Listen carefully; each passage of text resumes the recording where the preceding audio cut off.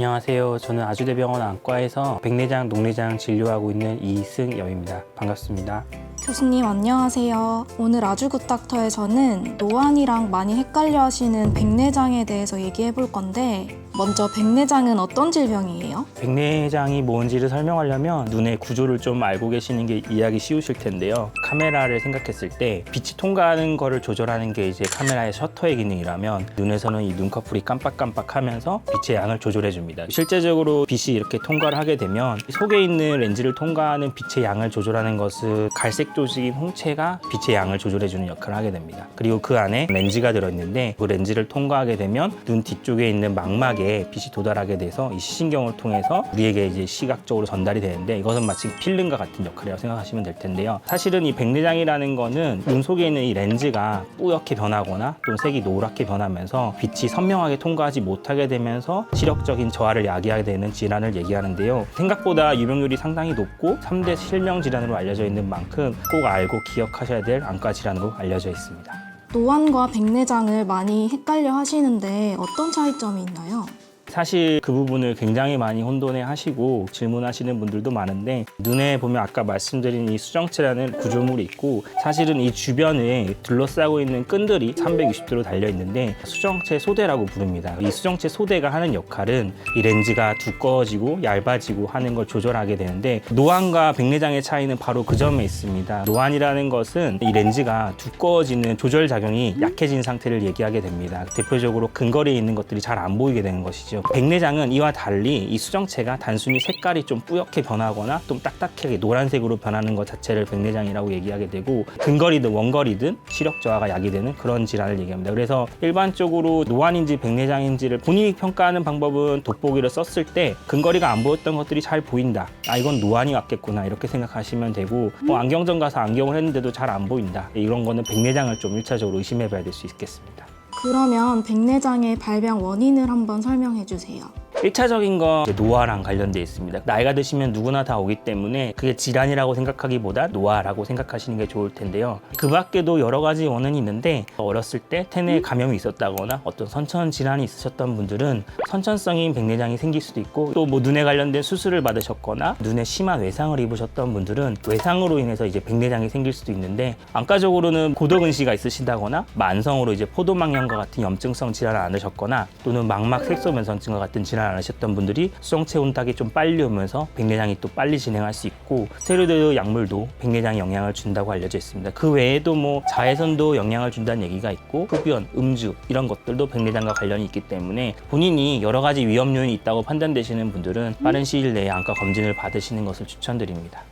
발병 원인이 굉장히 많은 것 같은데 백내장의 증상은 그럼 어떤 게 있나요? 일단 백내장은 정말 다양한 증상들이 동반될 수 있는데 대표적으로는 당연히 시력 저하겠습니다. 사실 시력이 떨어지는 질환들이 나이가 드시면 뭐 황반변성이라든가 녹내장 다른 질환들이 동반돼서 시력이 또 떨어질 수 있기 때문에 사실 시력 저하만으로 증상을 지칭하기는 좀 어렵고 두 번째 증상은 시력 저하는 좀 다른 얘기인데 흐릿한 시야가 백내장의 좀 특이적인 증상일 수 있고요. 세 번째는 한쪽 눈씩 가리고 봤을 때 색깔이 다르게 보인다. 넷째로 특이적인 증상은 밤눈이 어두워지는 증상인데요. 빛번짐이 심해지기 때문에 야간에 운전하실 때 또 어려움을 느끼실 수 있습니다. 근데 이때 좀 주의하셔야 될 부분이 한 가지가 있는데 혹시 40, 50대이신데 빛이 밝은 데 가서 더 안 보이신다. 이런 분들이 백내장을 의미하는 증상일 수 있으니 꼭 확인을 해보셔야 되는데 젊은 나이에는 특히 가운데가 하얗게 변하는 피질백내장이 빨리 생길 수 있는데 밝은 데 가면 홍채가 줄어들게 되면서 좁은 부분으로만 이제 볼 수 있게 되는데 이 좁은 부분에 이제 백내장이 생겨 있게 되면은 시력이 떨어졌구나를 느끼시게 되는 겁니다. 다섯 번째 증상은 안경 도수의 변화입니다. 보통 나이 드신 분들이 많이 느끼는 증상이고 핵백내장의 진행과 관련된 증상인데 이렇게 핵백내장이 단단하게 진행하게 되면 가까운 건 잘 안 보였는데 멀리 있는 건 잘 보였다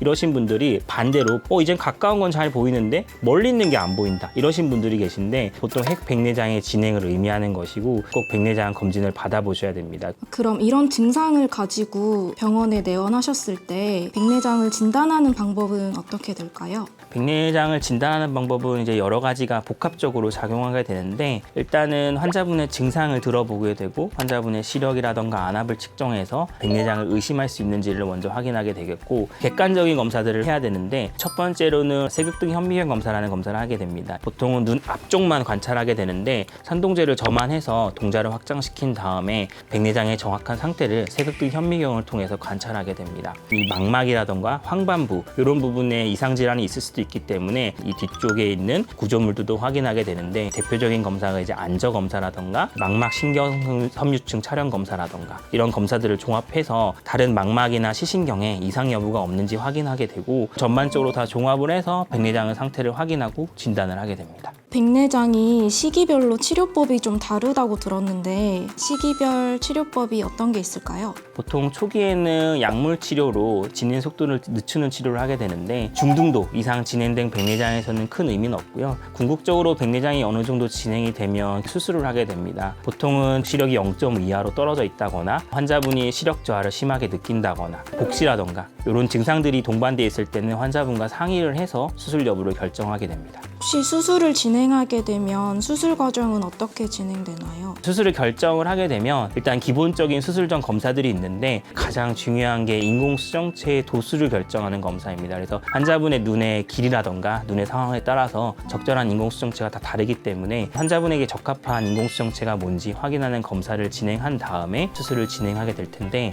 수정체 초음파 유화술이라고 해서 대략적인 수술 시간은 한 15에서 20분 정도 소요가 되고, 수술하기 전에 보통 마취를 하게 되는데 점안액이라고 해서 눈에 마취 안약을 넣고 하는 곡소 마취가 있고 전신 마취가 있는데, 대부분의 경우에는 국소 마취로도 충분하고요. 수술을 시작하게 되면 눈에 아주 작은 절개창을 만들고 그 절개창을 통해서 기구를 삽입해서 초음파를 사용해서 이제 수정체를 녹여내고 마치 청소기로 흡입하듯이 흡수해내는 과정인데, 쉽게 말하면 그 주머니 안에 내용물만 제거를 하고 그 주머니에다가 다시 인공수정체랑 렌즈를 넣는 거거든요. 이 모든 과정이 대부분 한 20분 이내에 끝납니다.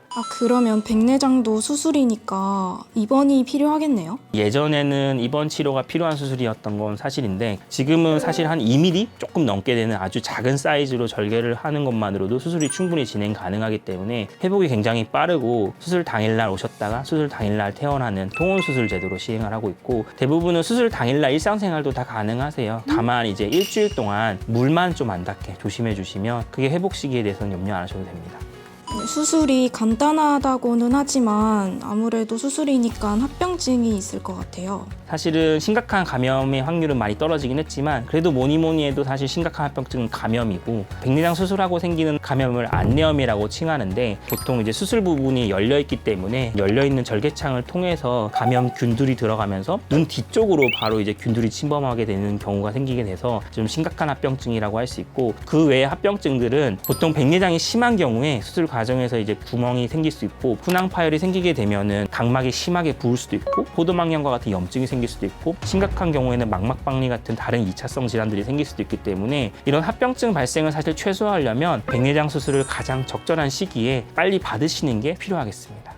혹시 백내장도 예방할 수 있는 방법이 있나요? 백내장은 뚜렷한 예방법이 있는 건 아니지만, 눈을 단순히 비비는 행위만으로도 이런 외생성 백내장이 생길 수 있기 때문에 가급적이면 비비거나 눈에 충격이 가하는 행위는 피하시는 게 좋겠고요. 흡연이 굉장히 강력한 위험인자로 알려져 있기 때문에 금연하시는 것이 필요하겠습니다. 세 번째로 자외선 차단하려는 노력이 필요한데, 특히 논밭에서 일하시는 분들, 이런 부분들을 좀 신경 쓰시면 좋겠습니다. 마지막으로 이제 당뇨가 있으신 분들은 당뇨 때문에도 백내장이 빨리 진행할 수 있으니까 당뇨를 조절하시는 게 필요하겠고, 사실 뭐 정해진 정답은 없습니다만 시금치 같은 녹황색 채소를 평소에 꾸준히 드시는 게 백내장 진행 속도에 조금 영향을 준다라는 보고도 있으니까 신경 써서 섭취하시면 더 좋을 것 같습니다.